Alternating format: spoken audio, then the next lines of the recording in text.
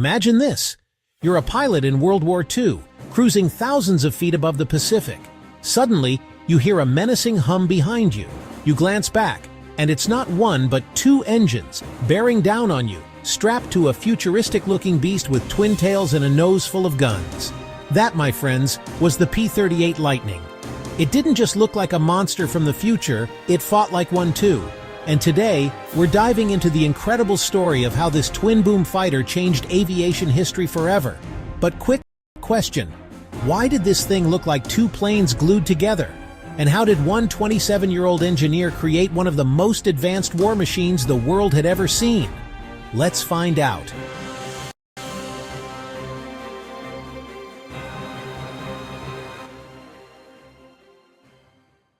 The P-38. Lightning wasn't just another fighter, it was weird.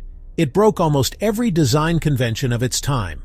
Two engines, a central pod for the pilot, turbochargers sticking out like muscle car intakes, and a tricycle landing gear when everyone else was still nose-up in tail draggers.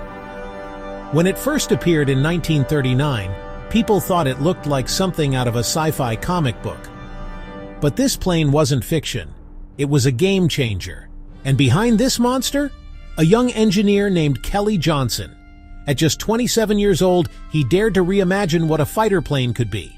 Spoiler alert, he was right. Kelly Johnson was the type of guy who didn't waste words. His motto was, be quick, be quiet, be on time. 3 rules that became the DNA of Lockheed's legendary Skunk Works. At just 23, he corrected his bosses on an unstable aircraft design, and was proven right. By 28, he was Lockheed's chief research engineer. By 29, he was leading Skunk Works, the secretive design group that would later give the world the U-2 spy plane and the SR-71 Blackbird. But before all that, there was the P-38. Imagine being a 20-something and pitching one of the boldest fighter designs ever. Most companies played it safe. Kelly didn't, and that's why Lockheed landed their very first big military contract. So what made the P-38 so unique? First, those twin booms. They weren't just for looks. They housed the powerful Allison V1710 liquid-cooled engines, each with a turbocharger strapped on like artificial lungs, letting the Lightning breathe at 25,000 feet where most fighters suffocated. Second, the nose guns. Other fighters mounted machine guns in their wings, which meant you had to deal with bullet convergence. Too close or too far, and your aim was worthless. The P-38? Nope. All 5 guns, 4.50 caliber machine guns and a 20 mm cannon, were mounted in the nose, firing straight ahead. No convergence issues. Just point, shoot, and watch the fireworks. Pilots love this. Enemies, not so much. And can we just pause for a second? If you're sitting in that cockpit, looking down a barrel-packed nose, you basically feel like Iron Man with wings. But being revolutionary comes with problems. The P-38 was fast, but it had a low critical Mach number. Translation: in a steep dive, parts of the airflow around the plane actually went supersonic before the plane itself did. This caused shockwaves, control lockups, and pilots who discovered, very suddenly, that gravity is stronger than your elevator controls.